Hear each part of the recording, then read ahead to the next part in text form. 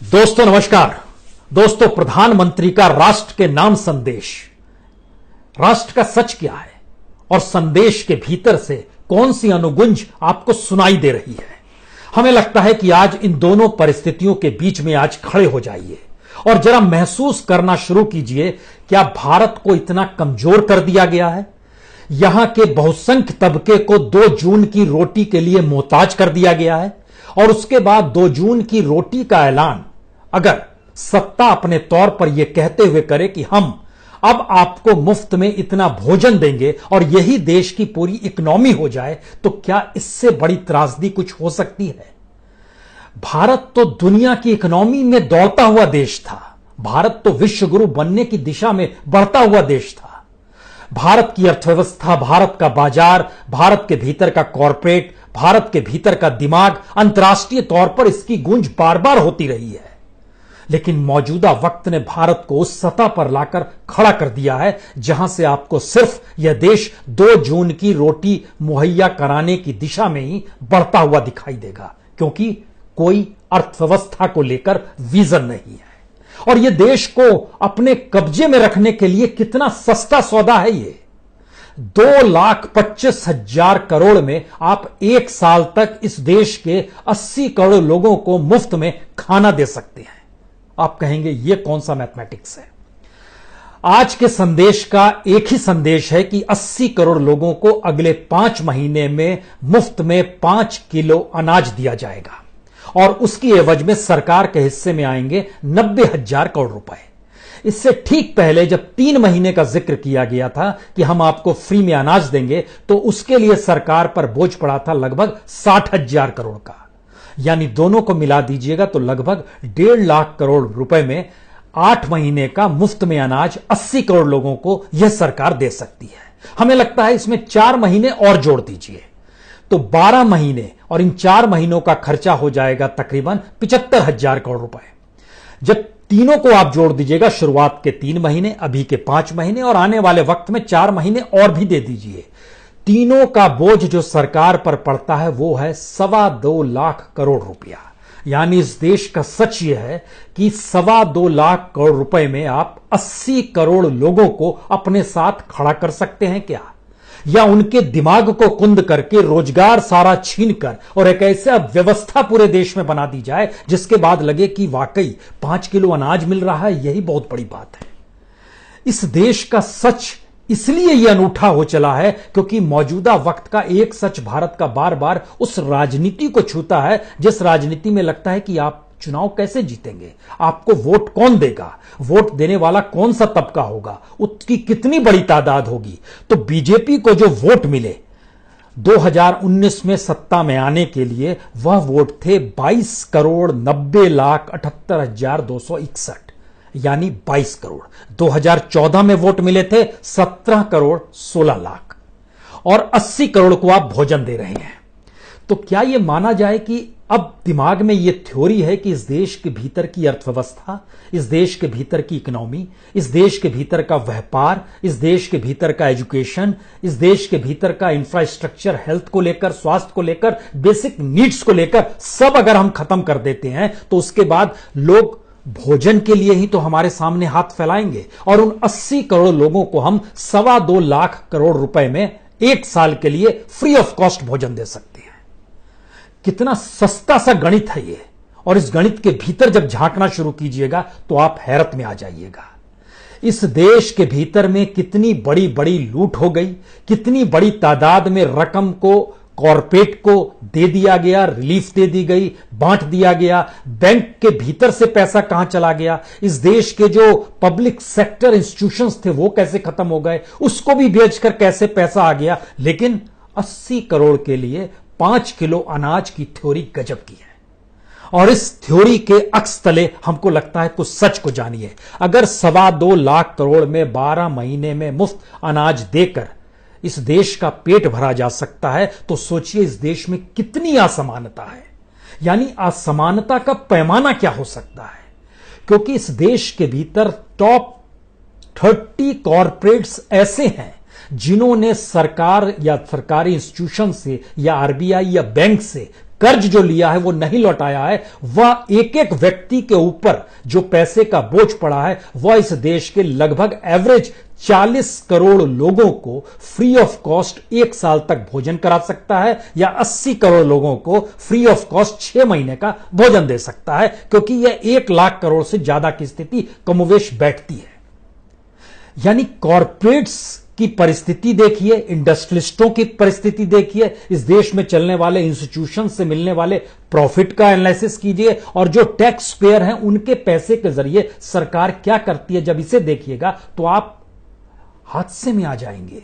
80 करोड़ लोग सिर्फ 2.25 लाख करोड़ के रुपए पर 1 साल मुफ्त में भोजन कर सकते हैं। हमारी एक ऐसी परिस्थिति इस देश के भीतर की आ गई है, लेकिन यह होता नहीं है। यह तो हम सिर्फ राष्ट्र के नाम संदेश के ऐलान का जिक्र आपसे कर रहे हैं। यह होता क्यों नहीं है, हम इसकी परतों को एक एक करके खोलना शुरू करें और आपको बताना शुरू करें तो बड़े नॉमिनल एस्पेक्ट में आपके साथ आज बात करते हैं।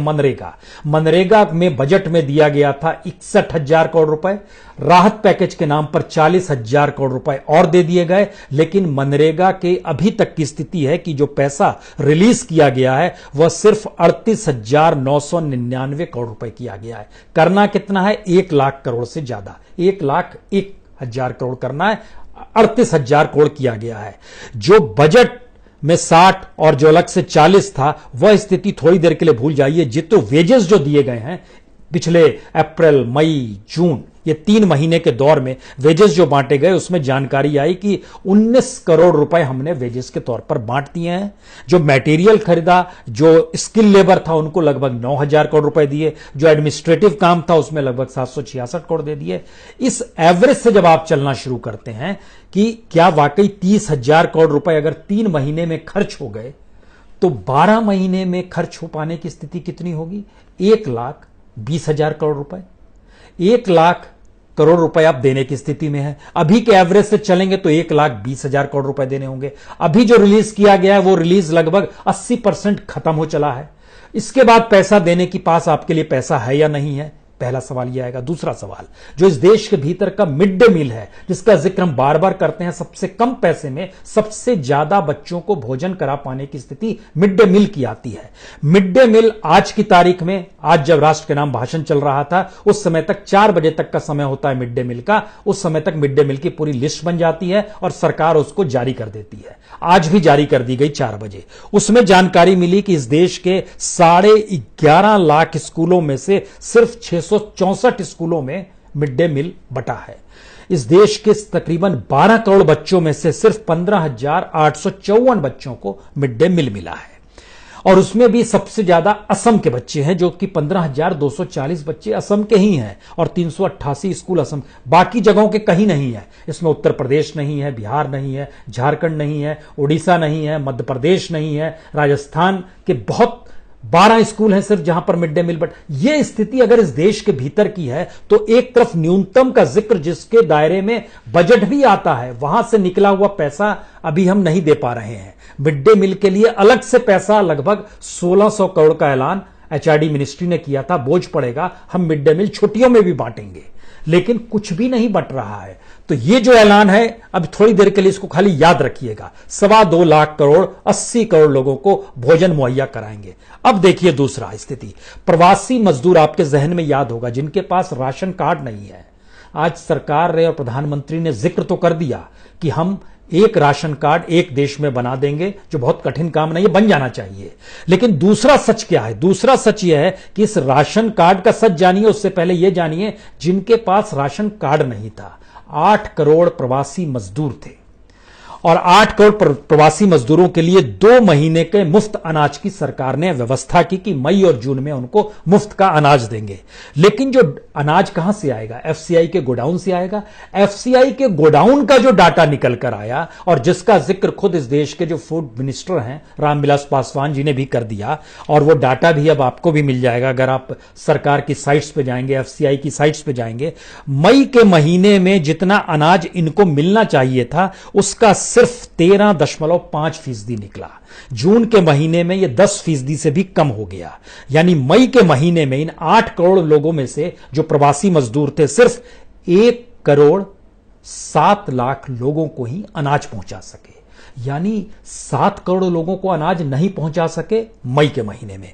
जून के महीने में 26 जून तक का डाटा आया है, 26 जून तक 8 करोड़ लोगों में से सिर्फ हम लोग पहुंच पाए हैं 79,20,000 जी, यानी यहां 1 करोड़ तक भी नहीं पहुंच पाए हैं। वहां तो 1 करोड़ को किसी तरीके से छू लिया था क्योंकि अनाज ही नहीं निकाला गया। यह तो पहला सच था। दूसरा सच इस देश के भीतर में पीडीएस सिस्टम का है, जो राशन दुकानों से अनाज मिलना चाहिए, अनाज बंटना चाहिए।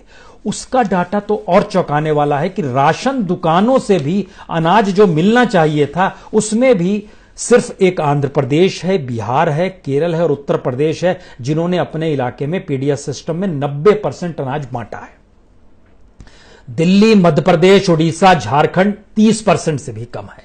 और ओवरऑल देखिएगा अगर ढांचा इस देश के भीतर में जितने भी राशन कार्ड हैं उसमें सिर्फ लगभग 58% लोगों को अनाज मिल पाया है, 42% को अनाज नहीं मिल पाया इस दौर में भी। और एक एनजीओ ने जब सर्वे करना शुरू किया तो उसने हासिल किया कि लगभग 60% अनाज की दुकानें तो बंद ही रहती है। जो पीडीएस की दुकान है उसमें कब व्यक्ति जाता है, कब अनाज लेगा। लेकिन इन सब से इतर अगला सच यह है कि जो एफसीआई के गोडाउन से पीडीएस वालों को अनाज उठाना होता है, वो अनाज भी 40 से 45% ही उठा पाए हैं। सिर्फ अनाज का जिक्र हो रहा है, सिर्फ 2 जून की रोटी मुहैया कराने का जिक्र हो रहा है, जो सबसे न्यूनतम में मिलता है उसका जिक्र हो रहा है, वह जो पहले से चला आ रहा था उसका जिक्र हो रहा है। पहले से मनरेगा था, पहले से मिड डे मील था, पहले से पीडीएस सिस्टम था, उसको भी पूरा नहीं कर पाए, प्रवासी मजदूरों को पूरा नहीं कर पाए। और आज हमने 2.25 लाख करोड़ का जो साल भर का हमने डाटा निकाला, सरकार तो सिर्फ 1.5 लाख करोड़ रुपए खर्च कर रही है, वो 8 महीने के लिए खर्च कर रही है, लेकिन हमने कहा 1 साल भी फ्री कर दें। लेकिन 2.25 लाख करोड़ इस सरकार के लिए दुअन्नी और चुअन्ने की तरह है, या इस देश की इकोनॉमी में उसका कोई महत्व नहीं है। लेकिन सोचिए 80 करोड़ लोग अगर इतने कम भोजन पे आश्रित हैं या इतनी कम रकम पे आश्रित हैं, तो इस रकम का मतलब क्या होगा। इस रकम का मतलब भी हमें लगता है ये डराने वाला है, क्योंकि कॉरपोरेट को लगभग 6 लाख करोड़ रुपए 4 साल में माफ कर दिए गए। जो एनपीए है तकरीबन 9.5 लाख करोड़, इन दोनों को जब आप मिलाना शुरू करेंगे तो इसका मतलब है कि 5 साल तक इस देश में मुफ्त अनाज, अगर एनपीए और कॉरपोरेट के हिस्सा को जोड़ दें, 5 साल तक फ्री ऑफ कॉस्ट इस देश के 80 करोड़ लोगों को आप भोजन दे सकते हैं। और उसके बाद अगर हम सेक्शन वाइज जोड़ना शुरू करें, जो पीएसयू बेच के डिसइन्वेस्टमेंट का पैसा था, जो बंदरगाह बेचे गए, जो हवाई अड्डे बेचे गए, जो बैंक्स के जो लगातार लोन बढ़ते चले जा रहे हैं और उसका एनपीए बढ़ते जा रहा है, लगभग 6% तक एवरेज हो रहा है सारे बैंकों का। जो नॉन बैंकिंग सेक्टर जिसमें सबसे बड़ा आईएलएनएफएस है, उसने जितनी गड़बड़ी कर दी और उसका जो घाटा था, उस घाटे के मातहत तो इस देश के लगभग 80 करोड़ लोगों को आप 3 महीने तक फ्री ऑफ कॉस्ट भोजन दे सकते थे। वह घोटाला उसने उधर हो गया। अलग अलग जगहों पर अलग अलग तरीके से इस देश के भीतर में कोई कमी नहीं पैसे की, यानी कॉरपोरेट को रियायत, इंडस्ट्रीज को रियायत, अलग अलग सेक्टर्स को रियायत, जिसमें रियल एस्टेट भी आएगा, जिसमें बैंक्स भी आएंगे, जिसमें पावर सेक्टर भी आएगा, जिसमें रेलवे भी आएगा, जिसमें पीएसयूज भी आएंगे, और जिसमें वो तमाम कोऑपरेटिव्स भी अब आने लगेंगे, जिन कोऑपरेटिव्स को आरबीआई के मातहत करते हुए सरकार अब वहां से भी पैसा लेना चाहती है। लेकिन आरबीआई से जो सरकार ने पैसा निकाला, एक बजट होता है, उस बजट के जरिए सरकार को चलाना होता है देश। जनता टैक्स देती है, सरकार के पास पैसा आता है, उसके जरिए आप देश चलाते हैं।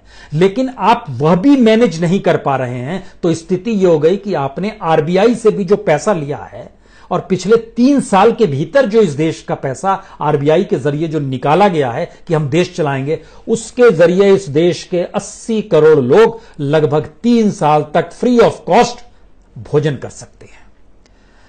हम सिर्फ सत्ता को इसलिए चुनते हैं कि जनता टैक्स का जो पैसा देती है, जो तकरीबन 10-10.5 लाख करोड़ होता है, जो इनडायरेक्ट टैक्स होता है वह भी कमोवेश इतना होता है, तो डायरेक्ट इनडायरेक्ट टैक्स के जरिए सरकार के पास दूसरी कोई कमाई नहीं है। सरकार दूसरी कमाई डिसइन्वेस्टमेंट के जरिए करती है, लाइसेंस को बेचेगी, उसके जरिए पैसा आ जाएगा, खनिज संसाधनों की लूट होगी, उसके जरिए आ जाएगा, या इस देश की पूरी इकोनॉमी को अपने हथेली में रखकर हर नियम कायदे बनाएगी, उसमें किसी को रियायत चाहिए, कोई छूट चाहिए तो उसके नाम पर खेल होगा। यानी इस देश को आपने अपनी उंगलियों में जब फंसा लिया तो हमको लगता है आखिरी बात, आखिरी बात जरा समझने की कोशिश कीजिए, जब इस बात को बहुत गर्व से कहा जाता है कि हम अमेरिका की जनसंख्या के लगभग दुगने, ब्रिटेन के लगभग 12 गुने और यूरोपियन यूनियन के लगभग 2 गुना, अमेरिका के 2.5 गुना, ब्रिटेन के 12 गुना और यूरोपियन यूनियन के लगभग दुगने लोगों को हमने फ्री ऑफ कॉस्ट भोजन दे रहे हैं, तो हमको लगता है इसके भीतर का एक सच आपको और जानना चाहिए। इन तीनों जगहों की जब आप पॉपुलेशन को मिला दीजिएगा तो कुल 85 करोड़ लोग हैं। अमेरिका में लगभग 33 करोड़, ब्रिटेन में लगभग 6.5 करोड़ और यूरोपियन यूनियन में लगभग 44 करोड़ 45 करोड़, तो लगभग ये 85 करोड़ है। भारत में 80 करोड़ का जिक्र हो रहा है और यहां पर लगभग 85 करोड़ है।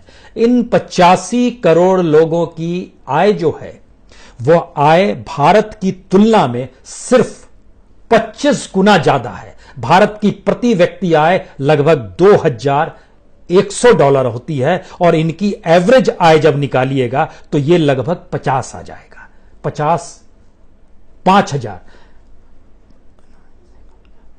50,000 डॉलर और यहां पे $2,000, यह अंतर है। अमेरिका में प्रति व्यक्ति आय $65,000, ब्रिटेन में $41,000, यूरोपियन यूनियन में $38,000, भारत में $2,000। एक हिस्सा ये। दूसरा, जो बेरोजगारी भत्ता और कोविड के वक्त में जो उन्हें रियायत दी जा रही है, वह रियायत भारत में मिलने वाले किसी भी टॉप मोस्ट ब्यूरोक्रेट को जो मिलता है पैसा, जो सरकारी अधिकारी को मिलता है, वह 2 लाख बेसिक जो उसका एक बेस होता है, उससे भी ज्यादा वहां पे बेरोजगारी भत्ता कोविड क्राइसिस के दौर में सब मिला के दिया जा रहा है। स्थिति यह हो गई है कि $600 एक्स्ट्रा दिए जा रहे हैं कोविड क्राइसिस के दौर में, जो कि इससे पहले तकरीबन 2 से 3200, 2000 से लेकर $3200 तक वहां पर जो अनएम्प्लॉयमेंट मिलता है उसमें $600 और जोड़ दिए गए।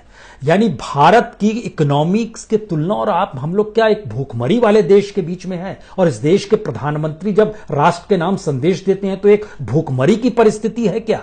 कमोवेश एक यही सच है, क्योंकि अभी तक हम लोग गरीबी की रेखा से नीचे का जिक्र होता था तो 29 करोड़ का जिक्र होता था और उनकी आय जो रहती थी वो लगभग मान के चलिए कि उनको जो भोजन मिलता था और प्रति महीने जो रहती थी उनकी आय, वह लगभग 33-35 रुपए तक पे आके अटक जाती थी। हम ऐसी स्थिति में आ गए हैं जहां पर यह देश में 80 करोड़ लोगों को 2.25 लाख करोड़ रुपए, इसका मतलब है इस देश का कोई एक कॉरपोरेट अगर सोच ले कि हमको इस देश को अब अपने हिसाब से चलाना है, वो पैरेलल में खड़ा होकर ऐलान कर दे कि हम मुफ्त में अनाज देंगे, आपको कोई काम करने की जरूरत नहीं है बरसों बरस तक, तो कुल मिला के 5 साल के लिए आंकड़ा बैठेगा लगभग 12 लाख करोड़ रुपए।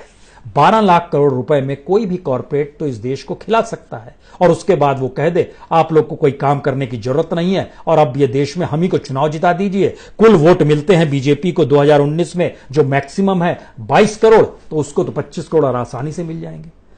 इस देश के सच के भीतर में जब आप समझते हैं तो इसका मतलब है इस देश को आगे बढ़ाने के काम सारे ठप कर दिए गए हैं और जो लोग आज मौजूदा वक्त में खुश हैं, चाहे वो सैलरी क्लास हो, चाहे सोशल सिक्योरिटी लेने वाला क्लास हो, चाहे कॉरपोरेट हो, चाहे इंडस्ट्रियलिस्ट हो, चाहे उच्च शिक्षा प्रदान करने वाला युवा हो, समझ लें अगर ऐसी स्थिति देश की रहेगी तो नंबर हर किसी का आएगा, स्थितियां हर किसी की बिगड़ेगी, अपने अपने दायरे में हर कोई बड़ी त्रासदीपूर्ण स्थिति में आएगा। और सबसे बड़ी बात, यह देश ना ऐसा था ना इस देश को ऐसा होने दिया जाए।